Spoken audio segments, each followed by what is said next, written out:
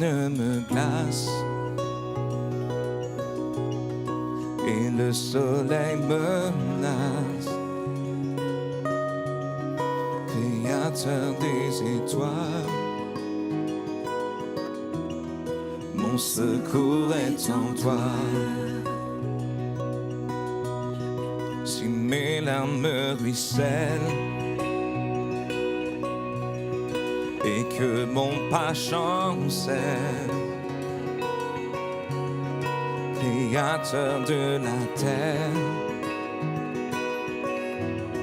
mon secours est en toi.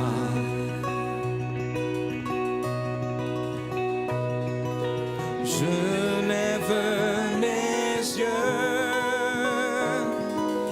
vers les hauts sommets. Toi seul est mon Dieu. Je proclamerai. Toi seul est ma force. Toi seul me restaure mon secours est en toi.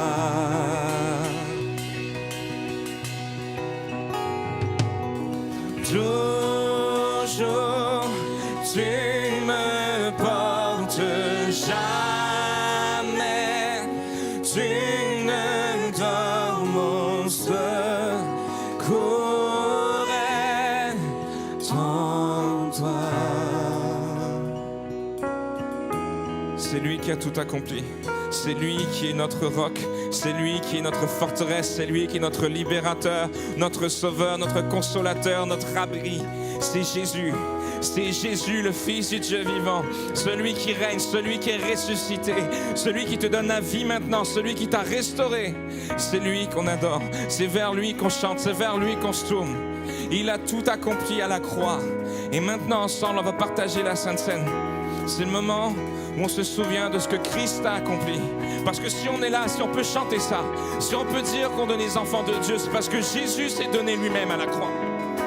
Son corps est représenté par le pain, son sang représenté par le vin. Et on va le partager ensemble comme un mémorial. On se souvient, Seigneur, je me souviens d'où j'étais, d'où tu m'as tiré. Je me souviens que j'étais loin de toi et maintenant je suis ton fils. Si tu crois que Jésus est le Fils de Dieu, si tu crois qu'il s'est fait homme, qu'il est mort pour tes péchés, si tu as mis ta vie en règle avec Dieu, tu as demandé pardon, tu as accepté la mort de Jésus à ta place, lève-toi et prends ce repas, partage-le et on va continuer à l'adorer parce qu'il est digne, parce qu'il est merveilleux.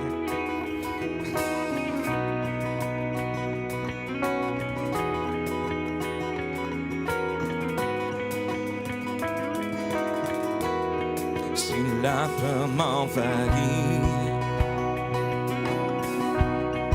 et mon âme chavire, Créateur de la vie, mon secours est en toi. Si la peur m'envahit et mon âme chavire, Créateur de la vie, mon secours est en toi.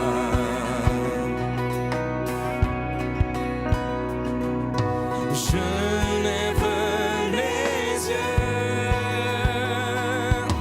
vers les hauts sommets. Toi seul est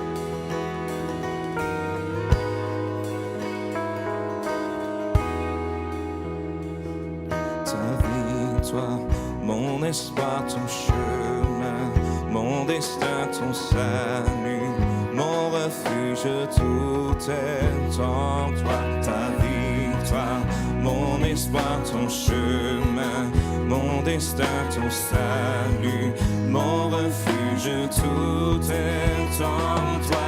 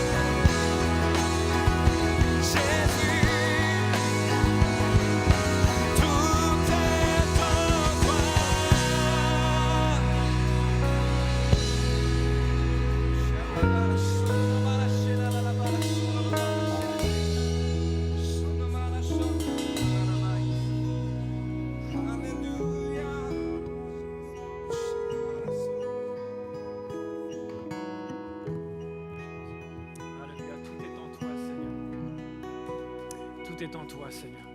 On va vraiment te remercier pour ce temps dans ta présence, mon Dieu.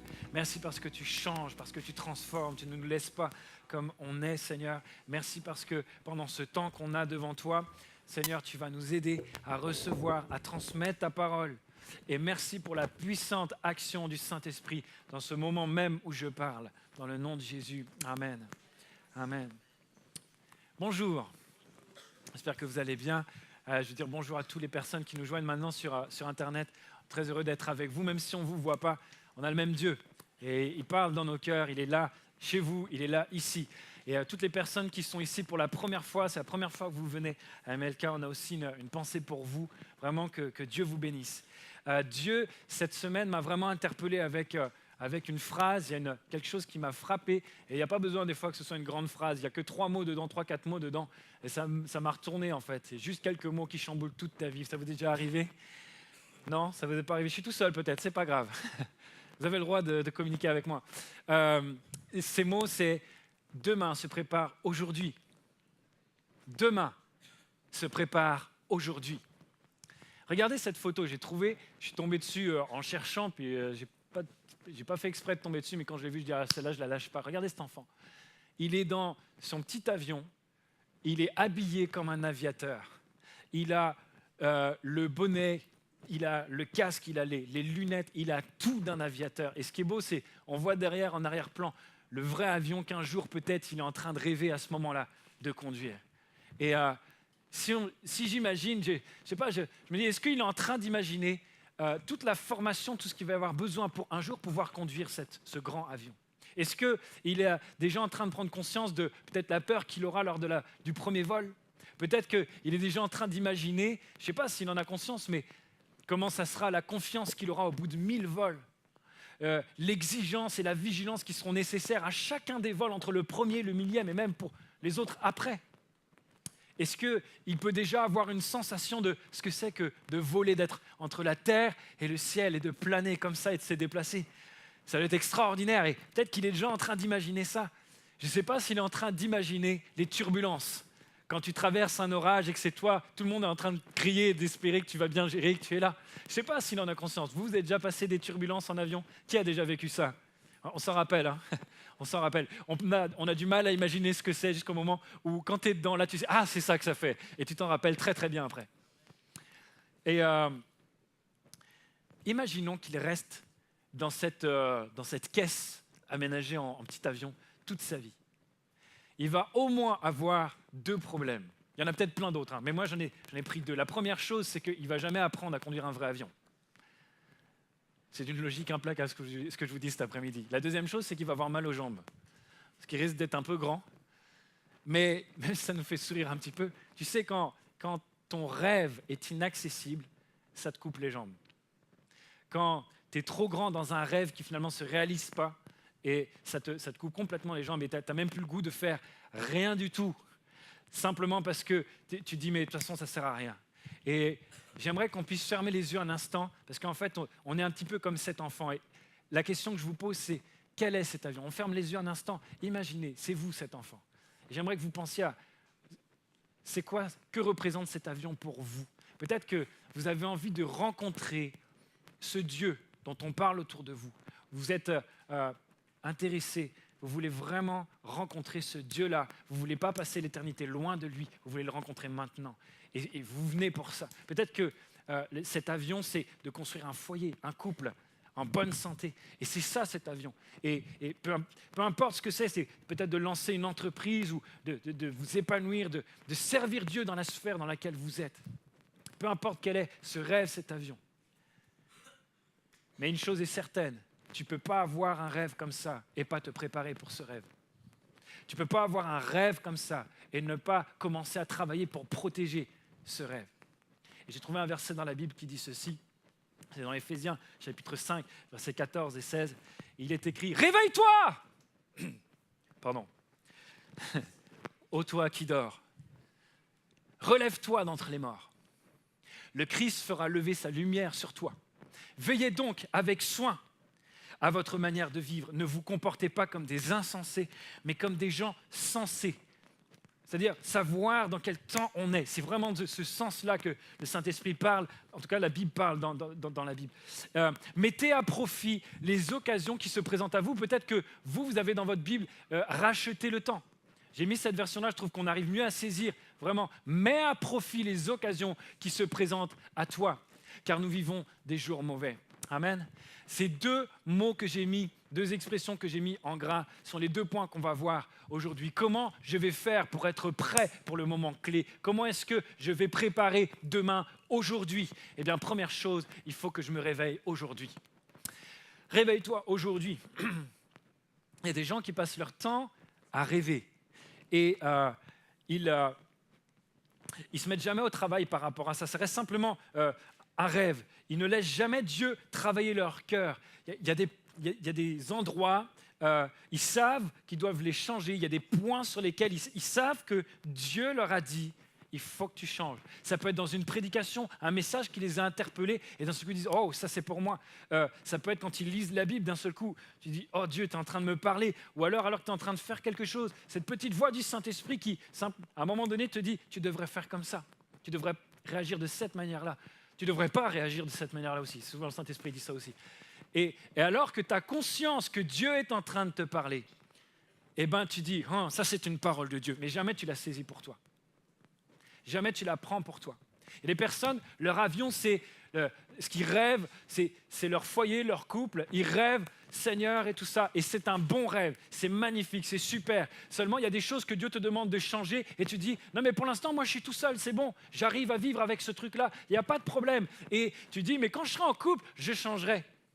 Il y en a, c'est, je rêve de servir Dieu puissamment, il n'y a pas de problème et tout ça. Seigneur, oui, tu mets le doigt là-dessus, mais ça va, pour l'instant, j'ai que moi à m'occuper, pas de souci. Par contre, quand je vais être en responsabilité, tu as ma parole, Seigneur, je vais changer la chose. Est-ce que je peux te suggérer quelque chose? Peut-être que c'est justement pour ça que tu n'es pas encore en couple. Peut-être que c'est justement pour ça que tu n'es pas encore en responsabilité. Parce que tu n'es pas prêt. Tu n'es juste pas prêt. Et Dieu le sait. Et il sait que si jamais tu t'engages là-dedans, avec un tel état d'esprit, pas prêt à maintenant faire ce qu'il faut, eh ben, tu vas au-devant de grandes déconvenues. Aujourd'hui, prépare demain. Et tu ne peux pas penser à demain sans préparer aujourd'hui déjà, sans travailler aujourd'hui. Le diable est au courant qu'aujourd'hui prépare demain. Il n'y a pas que Dieu qui est au courant. Le diable aussi est au courant. Et comme il est au courant, et que ça l'embête très très fort, parce que le jour où tu fais ça, en fait, c'est comme si tu libères tout le potentiel de Dieu dans ta vie. Ça l'embête, il a envie que tu hypothèques ton avenir. Alors, il va dire tout un tissu de mensonges qui vont t'endormir pour que aujourd'hui, eh ben, tu dises, demain peut-être je le ferai. Demain je le ferai peut-être, mais pas maintenant. Alors, j'ai 4 points à voir avec vous. Ce sont 4 vérités qui vont confronter directement peut-être les mensonges qu'il y a dans ton cœur. Et j'aimerais que ça puisse t'aider à te réveiller aujourd'hui et maintenant. La première chose, c'est ceci. Dieu veut ce qui est vraiment bon pour toi. Dieu veut ce qui est vraiment bon pour toi. Il sait ce que c'est et il veut que tu l'aies. Parce que souvent les personnes, lorsqu'ils savent que Dieu veut se servir d'eux et leur demande, leur dit « Oh, il faut que tu changes tout ça, mon fils, ma fille. » Avec beaucoup d'amour, Dieu, tu sais, il te parle, il te presse par son... Et tu dis « Non, non, non, non, je ne suis pas prêt. Je ne suis pas prêt à renoncer. Je ne suis pas prêt à abandonner telle chose. Je ne suis pas prêt à quitter ça. J'aime bien ce à quoi tu m'appelles Dieu, mais le prix à payer est trop grand pour moi. » Et en fait, le mensonge dedans, c'est que Dieu ne veut pas que tu profites. Et tu dis à Dieu, non, non, je préfère d'abord profiter de ma vie. Comment peut-on penser que le Dieu qui nous a créés, qui nous a donné la vie, notre Père, dans la Bible dit qu'il prend plaisir à nous bénir. Comment peut-on penser que Dieu ne veut pas qu'on profite de cette vie? Je pense même que c'est lui qui a la meilleure idée de comment on va profiter de cette vie. On a une idée de ce qui est bon pour nous. Mais ça ne veut pas dire que c'est ce qui est meilleur. Par contre, je sais une chose, Dieu est au courant de ce qui est le meilleur pour toi. Dieu est au courant de ce qui est le meilleur pour toi. On a toujours les yeux fixés sur ce qu'on va devoir abandonner, même les bonnes choses. Et on dit, ah non Seigneur, ce n'est pas possible si tu me demandes trop. Et on oublie de regarder sur ce que Dieu va nous donner à la place et qui est meilleur. Quand il y a des choses que tu dois faire, que Dieu te demande, et que c'est, par exemple, pour aller sur l'estrade, pour prêcher, etc. Je suis honnête avec vous, c'est super gratifiant. Tu prêches, enfin c'est dur aussi, mais tu prêches, enfin les gens ils viennent te voir, ils sont encourageants et tout ça. Les gens t'écoutent, les gens te reconnaissent, tout ça. Il y a plein d'avantages pour venir ici. Et là, si je demande à la plupart des personnes, ils sont prêts à retourner le monde pour pouvoir arriver ici. Mais lorsqu'il n'y a pas tu sais, quand il n'y a pas la récompense de l'estrade, lorsque Dieu te demande de changer quelque chose que personne ne va voir, quand Dieu, tu sais, peut-être même que Dieu t'appelle à venir là un jour, mais que pour l'instant, ce que Dieu te demande, ça ne va pas t'amener directement. C'est encore trop tôt, c'est une pré-étape avant d'arriver là-dessus. Et ça ne t'intéresse pas. Et très honnêtement, j'ai été surpris de voir que, alors qu'il y a des moments je ne sais pas, à 10, 12, 16 ans, 20 ans, à chaque fois en fait que j'ai pris une décision juste pour Dieu, juste pour lui, il y a une bénédiction qui est attachée à ça. Parce qu'on ne se rend pas compte, mais Dieu sait vraiment ce qui est le meilleur pour nous. Et il prend plaisir à nous bénir. Et puis il y a une autre chose, c'est que tu es, je suis, nous sommes tous des enfants de Dieu. Sur toi, il y a le nom de Dieu. Et alors que tu honores le nom de Dieu, la Bible dit Dieu honore celui qui l'honore. Et Dieu va honorer le fait que tu honores son nom. En fait, ce n'est pas juste ton acte qui va faire venir une bénédiction, c'est que tu ne cèdes pas au mensonge que Dieu ne veut pas ton bien. Et tu as compris que Dieu veut ton bien et tu lui fais confiance. Et ça l'honore. C'est ta foi finalement qui va être honorée. Et les mensonges du diable vont t'amener à avoir une image déformée de ton Père, déformée de Dieu, de celui qui t'aime plus que tout autre, de celui qui est plus puissant que tout autre, de celui qui veut ton bien plus que toute autre personne. Et c'est ça la première chose. Alors que tu dis, non, non, je veux profiter de la vie, hey, tu ne vas jamais profiter autant qu'en suivant ce que Dieu te demande. C'est la meilleure chose que tu peux faire pour toi. C'est la meilleure chose que tu peux faire pour les autres. Et c'est la meilleure chose que tu peux faire pour Dieu. Dieu n'est pas un radin. Dieu, ce n'est pas quelqu'un qui va profiter de toi. Dieu n'est pas un manipulateur. Ça vaut le coup de changer, entre guillemets, juste pour ses beaux yeux. Tu vois, ça c'est le truc dont tu as le plus horreur. Que Dieu te demande juste pour lui. « Oh, s'il te plaît, vas-y, change. » Oh non, c'est pas vrai. Ça vaut le coup. Ça vaut vraiment le coup. Deuxième chose que j'aimerais voir avec vous, c'est que Dieu est sans conteste au contrôle. Sans conteste. Beaucoup de personnes refusent de dire « Ok Dieu, je vais travailler aujourd'hui pour préparer demain. » Pour la bonne et simple raison qu'ils ont peur de là où ça va les mener. Ils ont peur de l'imprévu. Ils ont peur que ça les sorte, qu'ils perdent le contrôle à un moment donné. Et on va dire ça à Dieu. On n'avoue pas qu'on le dit, hein. Mais s'il y a des gens qui sourient à ce moment, à la phrase que je vais dire, certainement vous l'avez déjà pensé à un moment donné, c'est si jamais ça ne se passe pas exactement comme j'ai prévu, Seigneur, il est hors de question que j'y aille. On l'a déjà dit ça. Bon, j'ai trouvé la version prière, j'ai trouvé la traduction en prière, ça donne ça. Seigneur, je te promets d'y aller. Alléluia, l'onction, la présence de Dieu, je te promets d'y aller. Si tu me promets que ça sera exactement comme j'ai prévu. Et si tu attends que ça se passe exactement comme tu as prévu, tu vas attendre longtemps, tu ne vas jamais y aller. Il faut que tu l'entendes, tu ne vas jamais y aller. Ça ne se passera pas comme tu as prévu. Ça ne va jamais se passer comme tu as prévu. Parce que nous, on prévoit ce qui est en notre contrôle, mais la vie nous dépasse. Et l'imprévu fait partie du plan de Dieu. Comment veux-tu vivre le miracle de Dieu si tu ne vis pas des situations où il y aura besoin d'un miracle? Comment veux-tu dépendre de Dieu si tu n'as pas besoin de lui pour y arriver? Si tu es juste là, tu dis « Ok, je sais Dieu, je sais qu'il y a Dieu, pas de problème et tout ça, mais je n'ai pas besoin de son aide pour y arriver. » Ça fait partie du plan de Dieu d'avoir de l'imprévu. On appelle ça de la confiance, ou un autre mot dans la Bible qu'on voit souvent, ça s'appelle la foi. Et c'est ça qui t'amène à dépendre de lui. Et alors que Dieu t'amène à préparer aujourd'hui, à travailler aujourd'hui pour préparer demain, laisse-moi te dire ceci, tu vas avoir des imprévus. Et si tu as peur que ça te dépasse, tu as raison d'avoir peur, parce que ça va te dépasser. Parce que Dieu n'est pas un homme.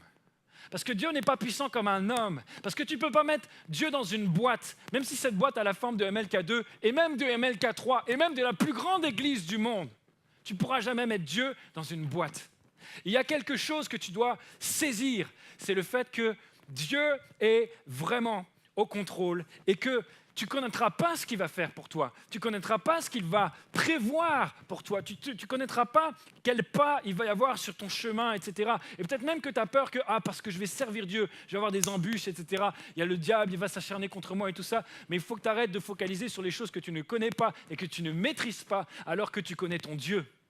Et ça, tu sais. Et il va falloir que tu acceptes d'avoir des surprises, mais en étant avec celui qui n'est jamais surpris. On peut le redire ensemble. Il va falloir que tu acceptes d'avoir des surprises avec celui qui n'est jamais surpris. Amen. Troisième chose, tu as en toi le potentiel. Tu as en toi le potentiel. Tu peux dire à ton voisin, tu as en toi le potentiel. Tu es capable, dis-lui, vas-y. Tu es capable.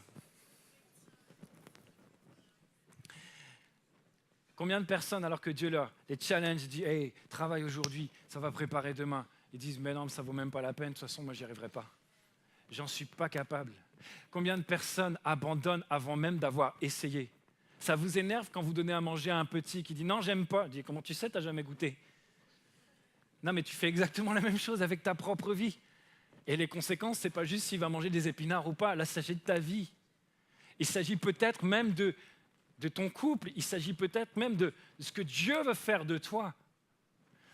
Il y a un sketch des Inconnus où il pose la question, il y en a un qui pose la question à l'autre, il dit « Et toi, tu sais nager ?» Et l'autre, il répond, il dit « Ah ben moi, je ne peux pas savoir, je n'ai jamais essayé. » Moi, je sais, c'est quoi en vrai, s'il sait nager ou pas. Il ne sait pas nager, il n'a jamais essayé. Et Nicolas Panza, pasteur Nicolas, il me donnait cette phrase, je trouve qu'elle est redoutable parce qu'elle est tellement simple que tu ne peux pas la contrer. Il dit, ceux qui seront prêts, ce sont ceux qui seront préparés. C'est une logique implacable, mais c'est vrai et c'est lourd et c'est fort cette parole. Parce que Dieu a besoin que tu te prépares pour que tu sois prêt. Et tu ne peux pas dire, je ne suis pas prêt donc je ne me prépare pas. C'est parce que tu vas te préparer qu'un jour tu seras prêt. Et Dieu ne te dit pas, prépare-toi, arrive à mon niveau, et puis un jour je te confierai quand tu seras... Non, Dieu dit, voilà ce que j'ai déposé en toi.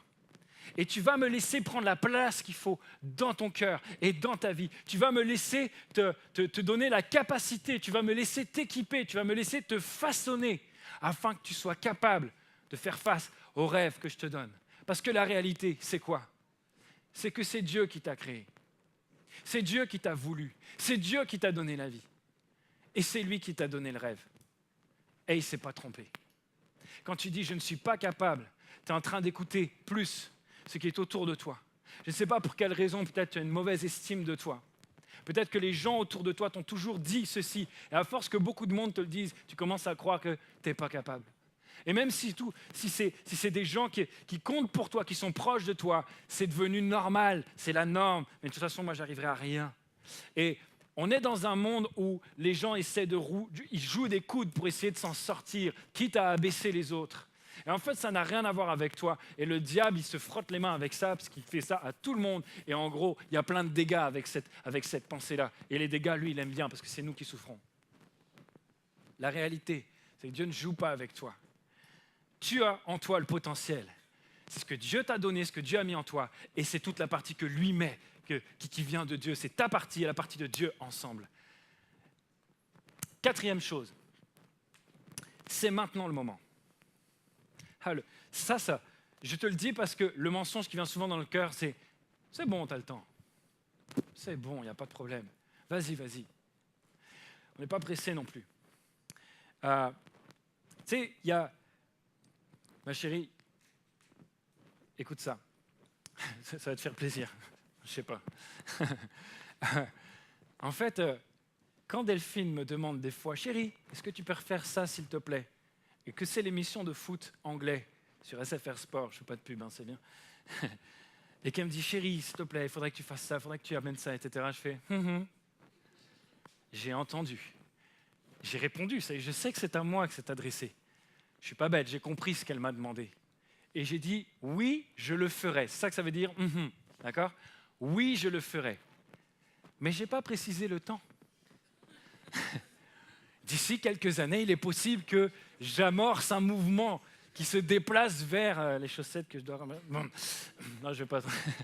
Non, mais tu vois, il y a des gens avec leur propre vie, quand Dieu leur parle, c'est... Il y a une torpeur, une apathie, il y a quelque chose qui fait que tu vois les choses se passer et tu n'interviens pas parce que tu es cool. C'est bon, il n'y a pas le feu au lac. Tu es tranquille, il y a le temps. Souvent, la vision que l'on a du temps qui passe et de notre vie, c'est la vision d'une horloge. On dit, c'est pas grave si je ne l'ai pas fait cet après-midi à 14h. Demain, il y a un autre 14h. C'est pas grave si je me mets en règle avec Dieu maintenant. C'est pas grave. Dimanche prochain, il y a un autre culte. Vous avez vu, il y a une pub à la télé pour le poker. Et ça parle d'un bureau que tu dois faire dimanche prochain depuis 3 ans. Alors ça nous fait tous rigoler parce que après tu vois le bureau, ça fait 3 ans qu'il est dans son carton, ça met juste un petit peu le bazar dans la chambre. Mais lorsqu'il s'agit de ta vie, peut-être même de ton couple, et que ça fait 3 ans que tu dois changer c'est pas changer ton bureau, mais changer quelque chose dans ton cœur, changer une attitude, changer une manière de penser, régler une blessure du passé qui est là et qui fait que tant que c'est pas réglé, même si la personne ne t'a rien fait, tu vas pas avoir une bonne attitude à son égard. Elle n'est rien pour ça. C'est juste toi qui as un problème à régler. Et tu le fais pas parce que tu as peur de mettre les mains dedans. Tu vois ? Et alors que tu te dis, j'ai le temps, je vais le faire après, c'est pas grave, il n'y a pas de souci, je gère. Je veux juste te raconter quelque chose.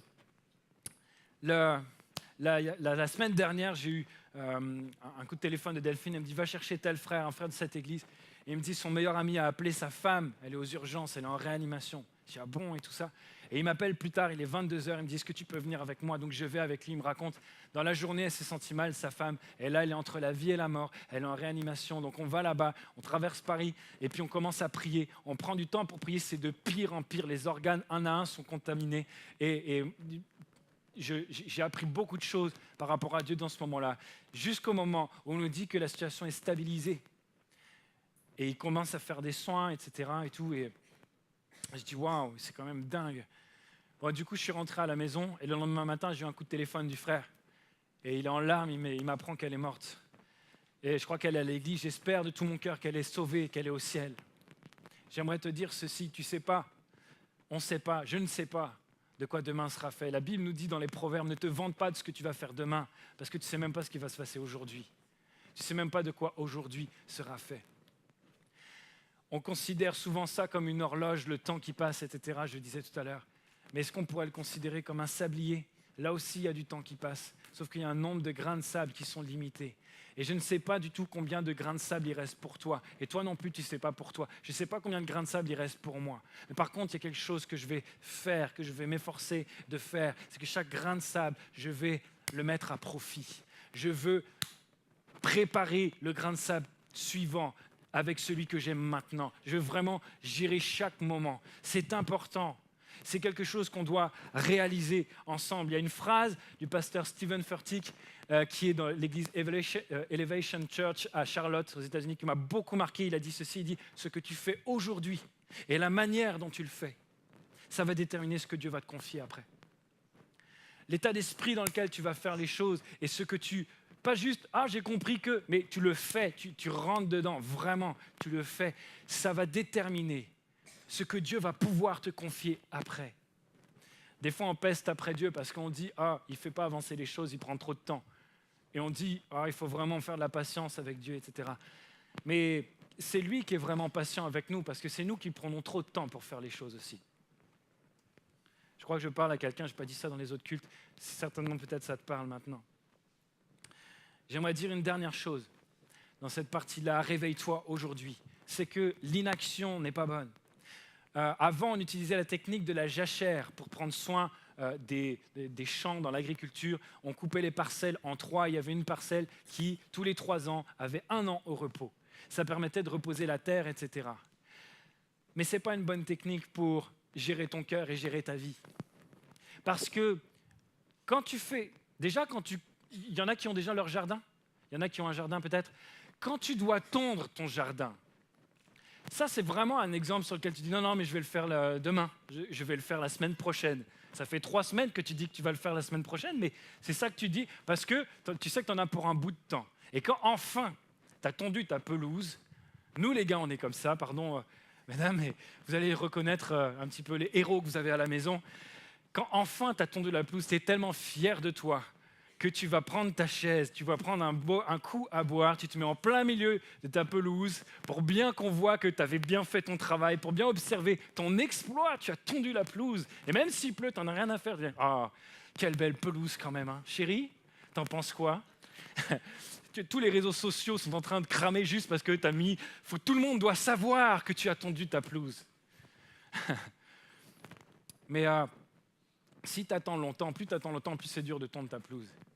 Si jamais tu mets ton cœur et ta vie en jachère, un champ qui est en jachère, avant de tondre la pelouse avec ta petite tondeuse électrique, il faut d'abord que tu prennes la débroussailleuse pour retirer tout ce qui est là. Tu en as déjà pour une après-midi rien que pour la débroussailleuse. Des fois, c'est plus. Et une fois que tu as réussi à le faire, tu ne peux pas tondre la pelouse parce que c'est tellement défoncé, il y a tellement de racines, de mauvaises herbes, de tout ça, qu'il faut que tu recommences tout à zéro. Et là, il ne s'agit pas de prendre la tondeuse. Tu vas prendre un tracteur, une charrue et tu vas labourer ton sol. Tu dois le retourner, tu dois retirer ce qui n'est pas bon, les racines et tout ça. Et une fois que ça c'est fait, ça va te prendre encore du temps, mais tu vas devoir aplatir, tamiser, aplanir complètement ton sol avant de pouvoir semer ensuite. Et une fois que tu sèmes, il faut que tu attendes que la pelouse pousse. Et seulement après, quand elle a poussé, tu peux dire « la semaine prochaine, je tondrai la pelouse ». Depuis 3 semaines, tu dis ça. Ça prend tellement de temps. Plus tu laisses ton cœur et ta vie en inaction, plus tu laisses du temps, plus tu repousses à demain ce que aujourd'hui tu devais faire pour préparer demain, plus ça va demander du travail profond, plus ça demandera du temps, plus ça ira loin dans tout le travail qu'il faudra pour entretenir ton cœur et ta vie. Mais maintenant, Dieu est un Dieu de grâce. Et si tu te rends compte que tu étais en jachère et que c'est maintenant, aujourd'hui pour toi, et que tu décides de changer les choses, et tu dis « Waouh, je vais avoir du travail, il va falloir passer la charrue et tout ça », eh bien Dieu est avec toi et il va t'aider dans ce moment-là, il va faire du bien à ton cœur et c'est nécessaire, il vaut mieux que tu le fasses maintenant que tu attendes encore. Amen. Alors, la deuxième partie du texte, « Réveille-toi aujourd'hui ». La deuxième partie, c'est « Mets à profit chaque occasion de ton quotidien ». Rachète le temps. Mets à profit chaque occasion de ton quotidien. Le terme exact, c'est vraiment un terme financier. C'est Jérôme Kerviel, mais en bien. D'accord? Parce que lui, il a raté. C'est dans quoi je vais pouvoir investir pour que ça rapporte un profit. C'est ça. Mets à profit chaque occasion de ton quotidien. On a ici, on va avoir l'image de 2 personnes qui vont nous montrer que le plus important, c'est d'abord de travailler sur notre cœur. La première image, vous voyez, c'est le Costa Concordia. Vous vous rappelez certainement de ce naufrage avec le capitaine qui était à bord de ce navire. le capitaine a fait des années d'études. Il avait fait plein de voyages sur d'autres bateaux pour pouvoir conduire un aussi gros bateau. Il a une expérience, il a des qualités, il a des compétences, il a plein de choses. Il a tout ce qu'il faut pour pouvoir mener à bien le voyage. Et pourtant, malheureusement, il a eu un naufrage. C'est lui qui est le plus compétent, qui sait comment ça se passe pour qu'il y ait le moins de dégâts humains possible. Le seul problème, c'est que cet homme-là est parti en premier. Dès qu'il a vu que le bateau commençait à couler, il est parti.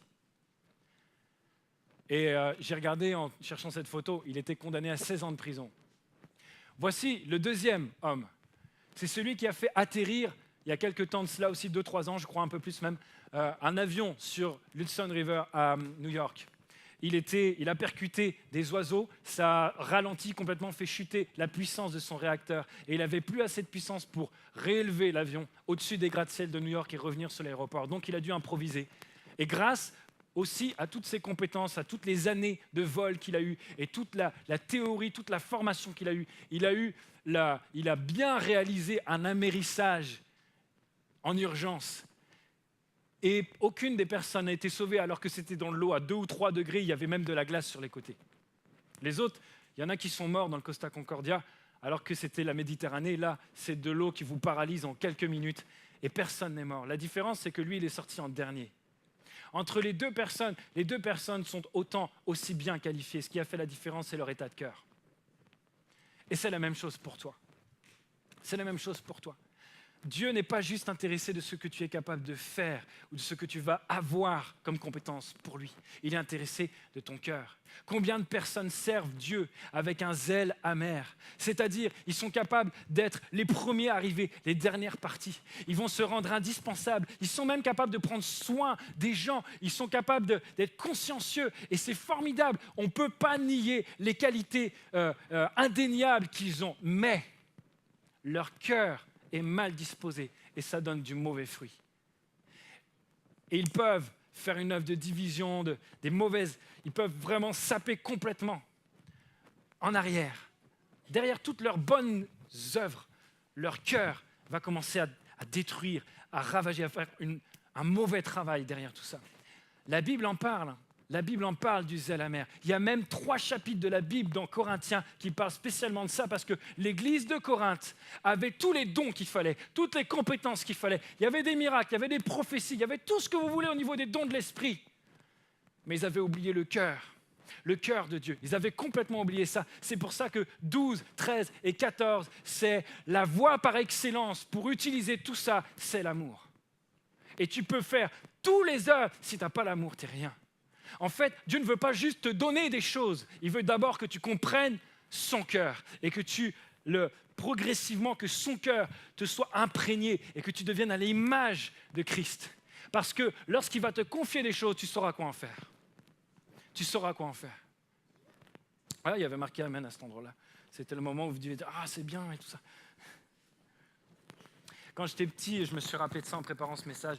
Je me suis dit « Waouh, c'est dingue la force qu'on peut avoir quand on a 10, 12 ans. » J'étais étonné et ça m'a mis aussi un petit coup de pied pour me bouger parce que quand j'avais 10, 12 ans, on vient d'avoir un super message qui s'appelle, une série de messages avec Pasteur Yvan qui s'appelle « Regard ».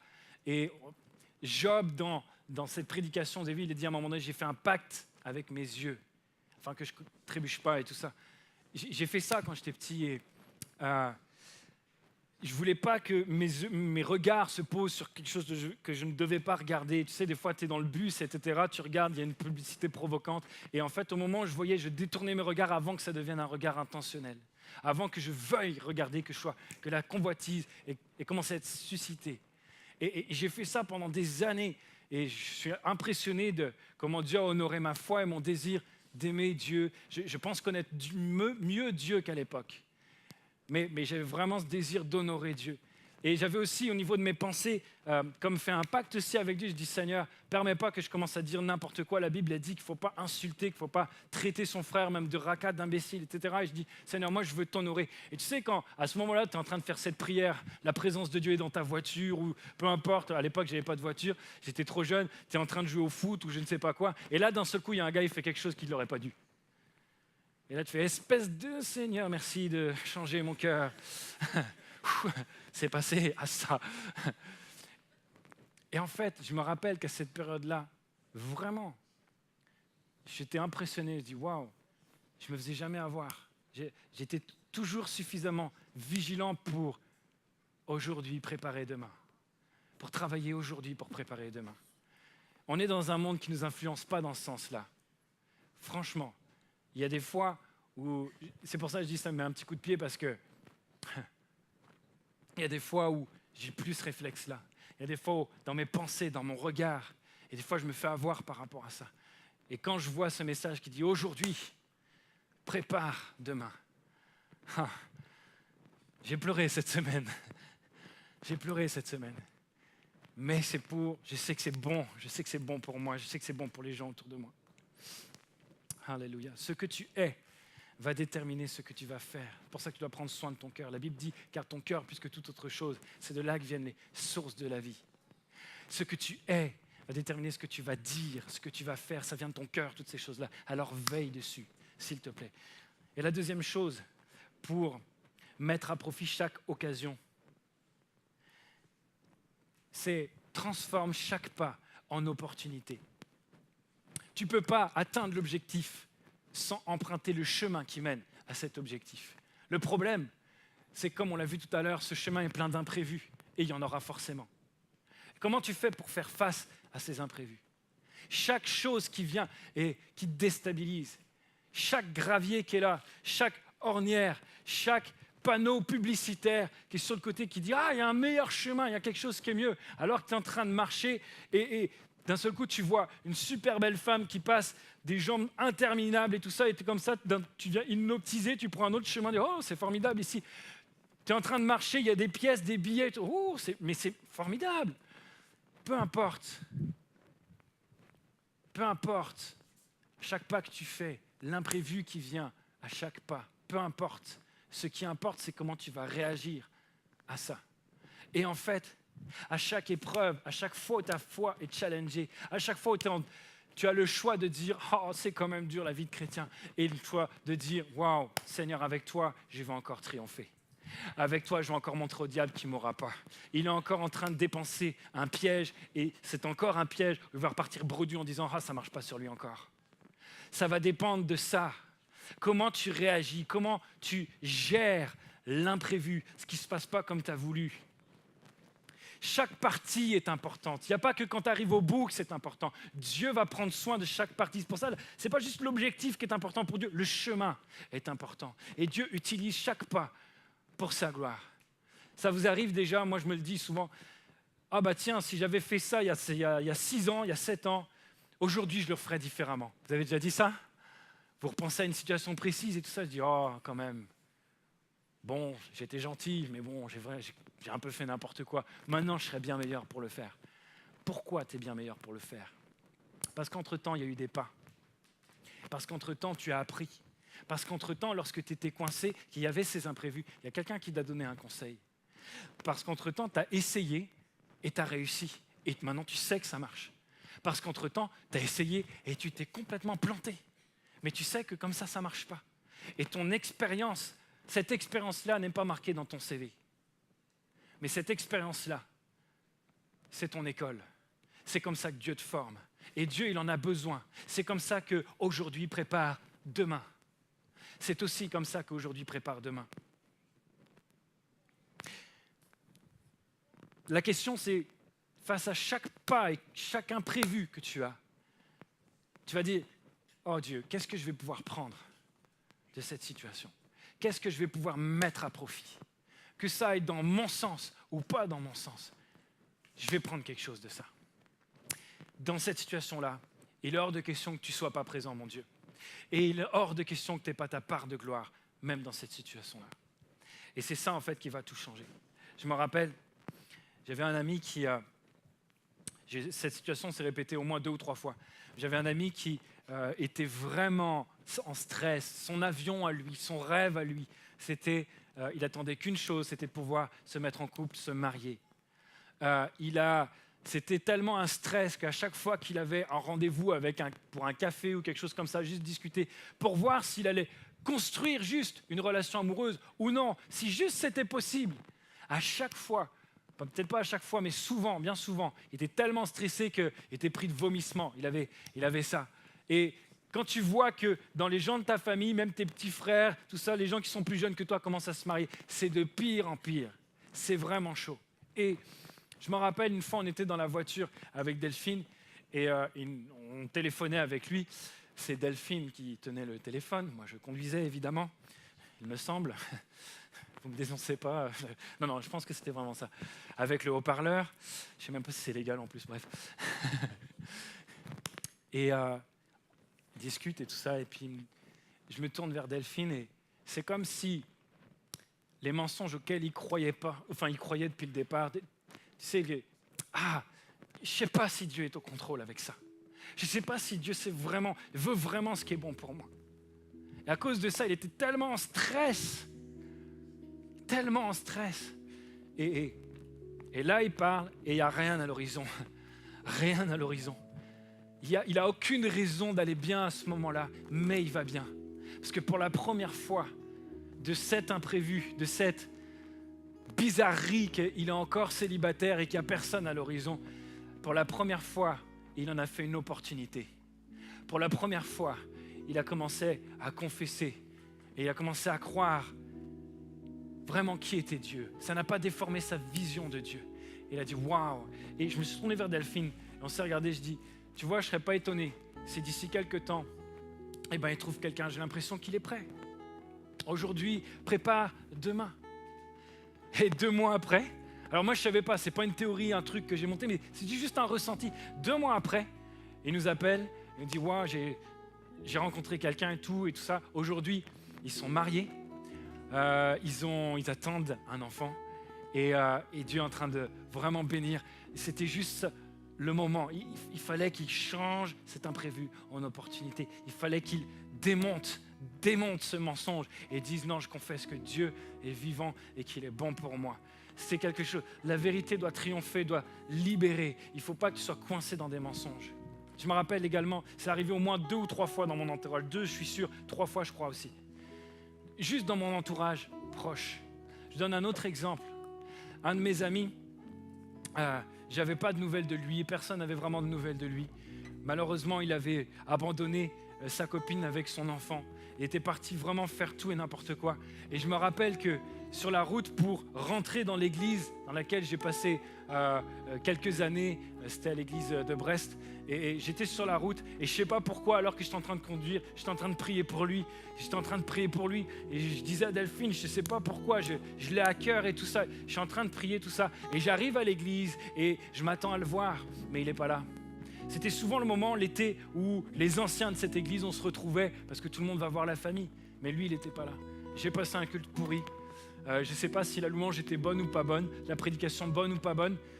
En fait, je n'étais pas du tout concentré là-dessus. J'avais ma tête qui pensait juste à ça. Et puis bon, à la fin, j'étais quand même content de voir les gens. Alors j'ai commencé à saluer, à dire bonjour. Et d'un seul coup, je le vois, il était là, il est arrivé un petit peu en retard. Ça faisait des mois qu'il n'avait pas mis les pieds à l'église. C'est la première fois qu'il revenait. Il n'était même pas dans la région avant. Et je parle avec lui comme ça fait je ne sais pas combien de dizaines de fois que j'ai parlé avec lui, parce que ça fait des dizaines de fois qu'il revient à Dieu pour la première fois. Et je parle avec lui. Et en rentrant avec Delphine, je dis, tu vois, c'est étonnant. J'ai l'impression qu'il a compris ce qu'il n'avait jamais compris auparavant. Et je crois que c'est bon, en fait. Et j'avais peur de dire je crois que c'est bon parce qu'on l'a tellement cru que tu n'y crois plus à la fin. Mais là, je dis je crois que c'est bon.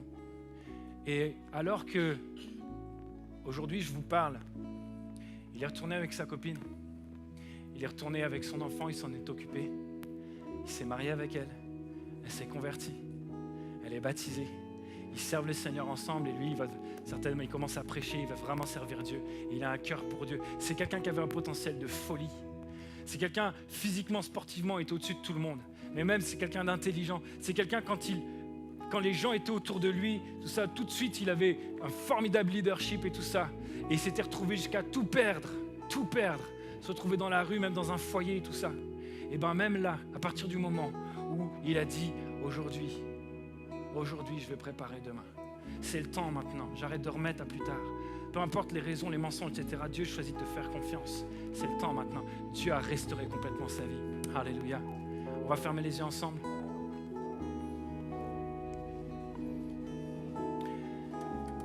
La Bible dit dans Matthieu 24, versets 12 et 13, « Parce que le mal ne cessera de croître, l'amour du plus grand nombre se refroidira, mais celui qui tiendra bon jusqu'au bout sera sauvé. » Amen.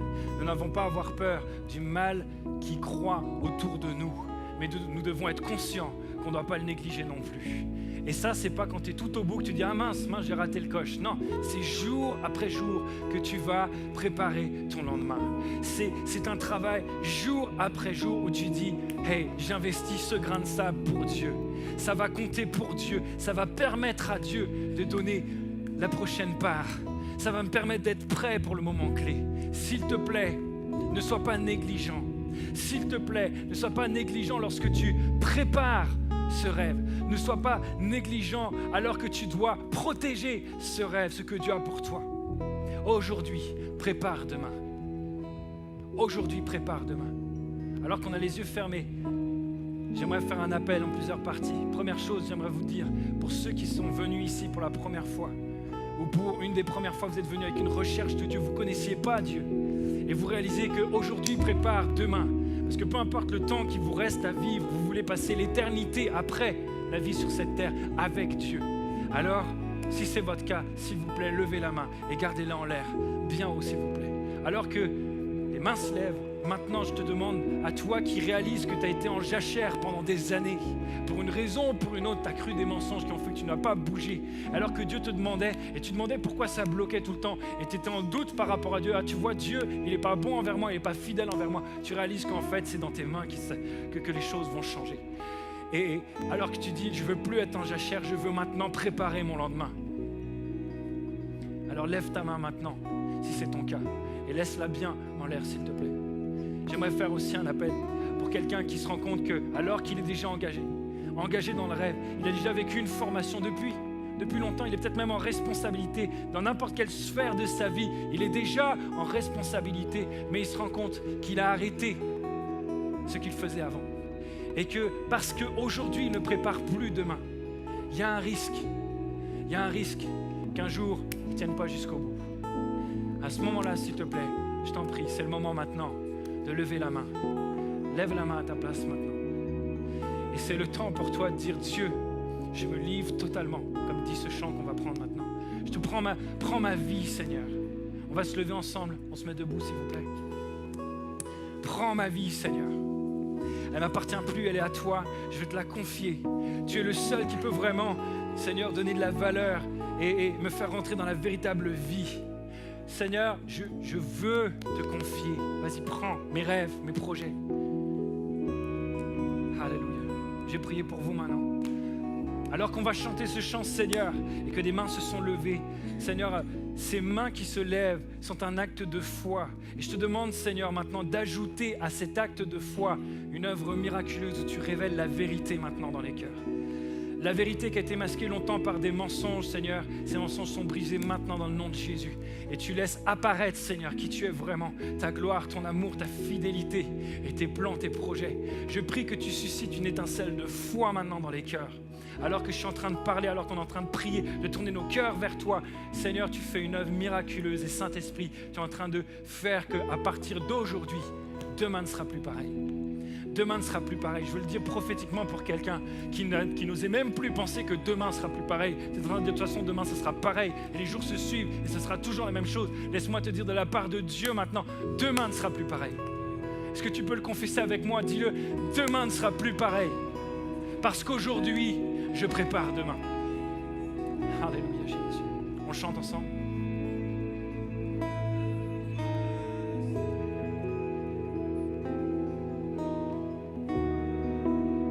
Ma vie est entre tes mains, je veux voir tes désirs se révéler en moi, Seigneur, me voici devant toi. Ma vie est entre tes mains,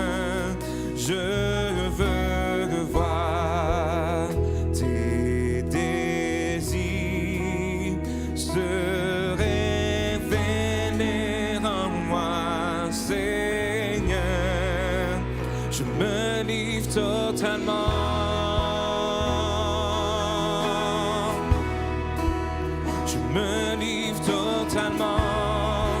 Tu peux m'utiliser. Je me livre totalement.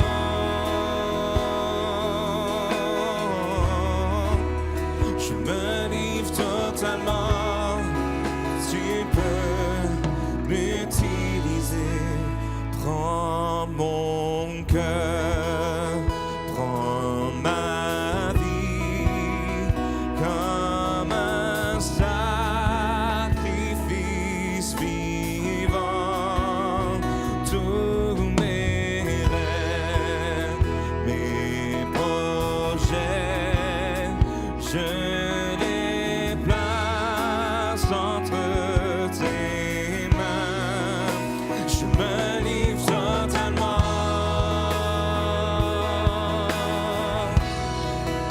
Je me livre totalement.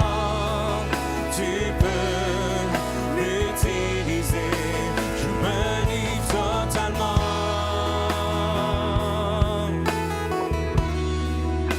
Je me livre totalement. Tu peux m'utiliser. Me livre totalement.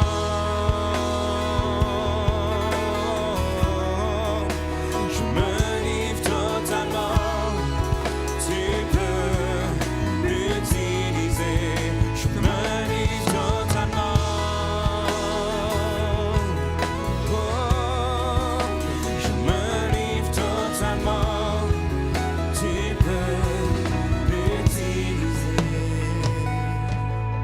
Ma vie n'est plus à moi, elle t'appartient, Seigneur. Je me livre totalement. Ma vie n'est plus à moi, elle t'appartient, Seigneur. Je me livre totalement. Ma vie n'est plus à moi, elle t'appartient, Seigneur. Je me livre totalement. Je me livre totalement.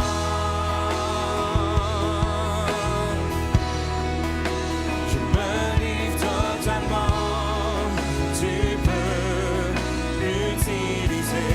Je me livre totalement. Je me livre totalement. Tu peux l'utiliser. Je me livre totalement. Je me livre totalement. Tu peux m'utiliser.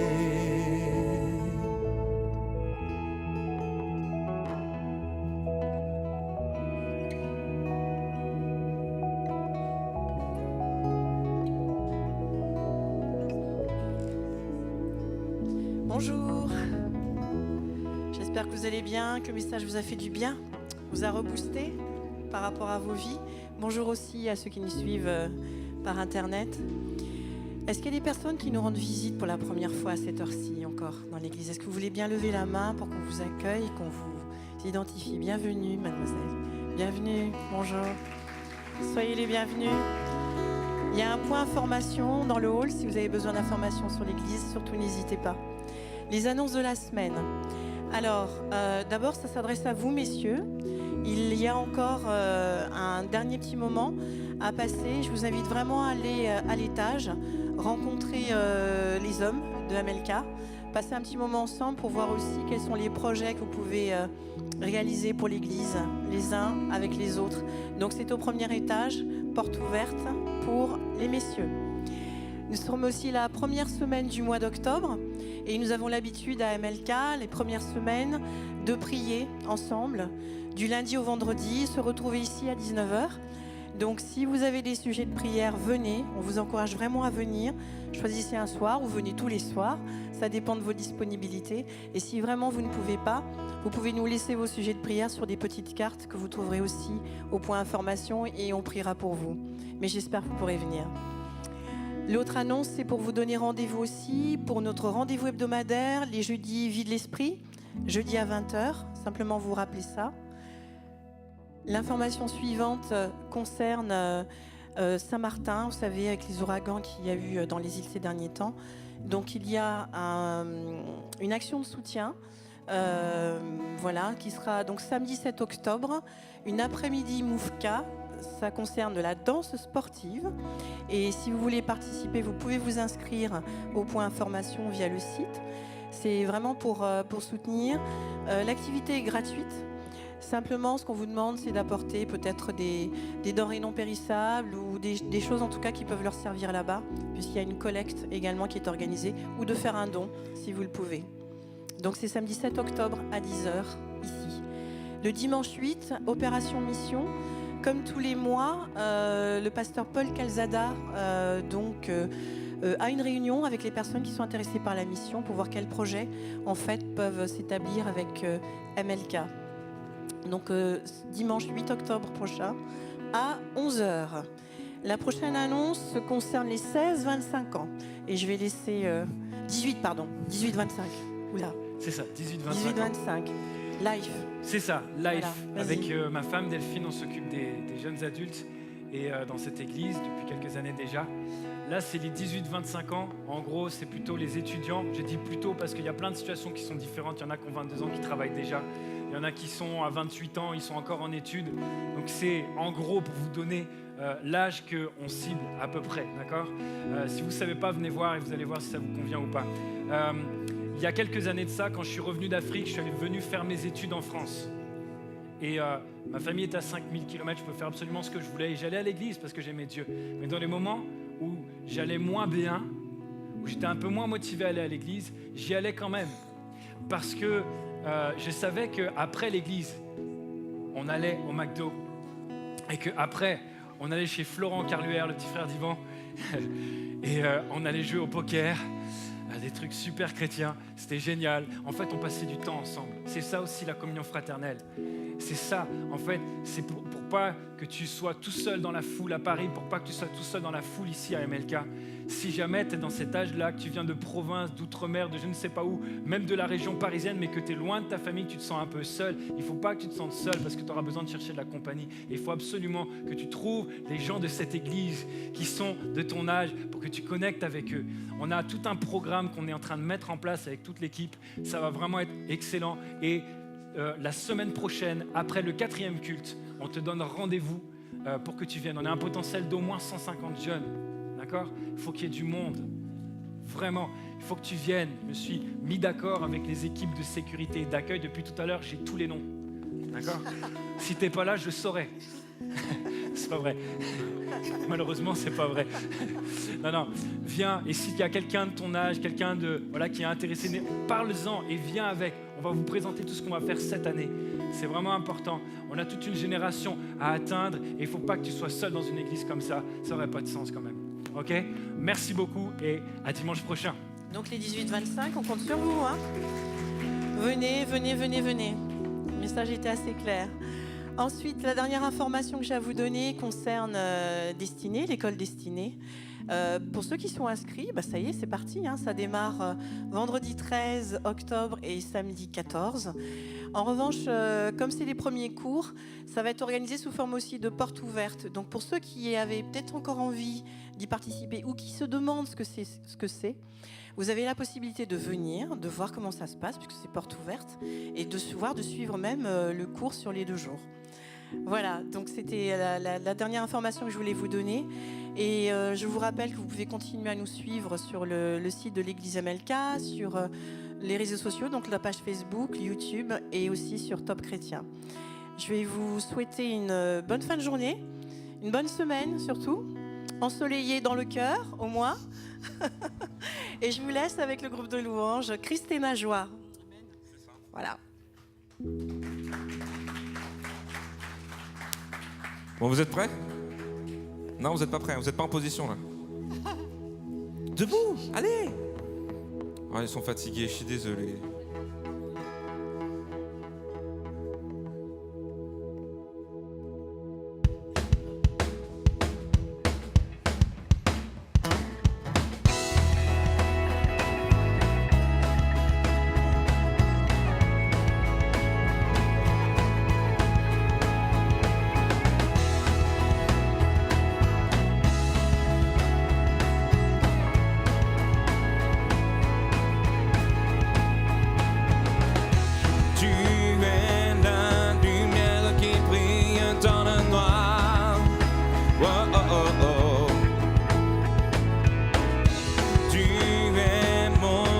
tiens, tu me redonnes l'espoir.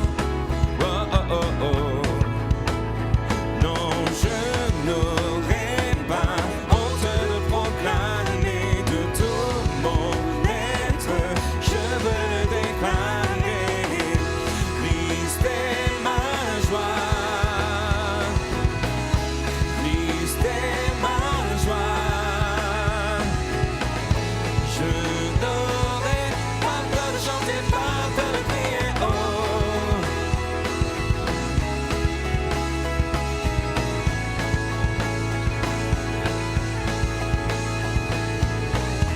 Pourquoi me taire quand mon âme est accablée?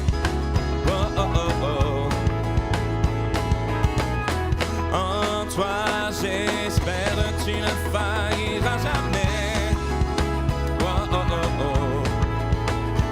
Non, je n'aurai pas honte de proclamer de tout mon être. Je veux le déclarer. Christ est ma joie. Christ est ma joie. Je n'aurai pas peur de chanter, pas peur de crier, oh. Christ est ma joie. Christ est ma joie. Je n'aurai pas peur de chanter, pas peur de crier, oh.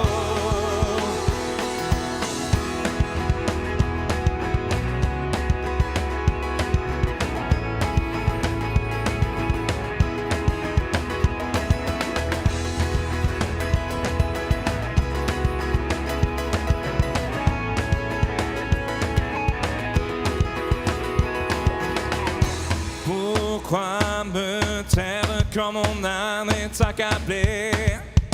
Oh, oh, oh, oh. Christ est ma joie. Christ est ma joie. Je n'aurai pas peur de chanter, pas peur de crier, oh. Christ est ma joie. Christ est ma joie. Christ est ma joie. Je n'aurai pas peur de chanter, pas peur de crier, pas peur de chanter, pas peur de crier, oh.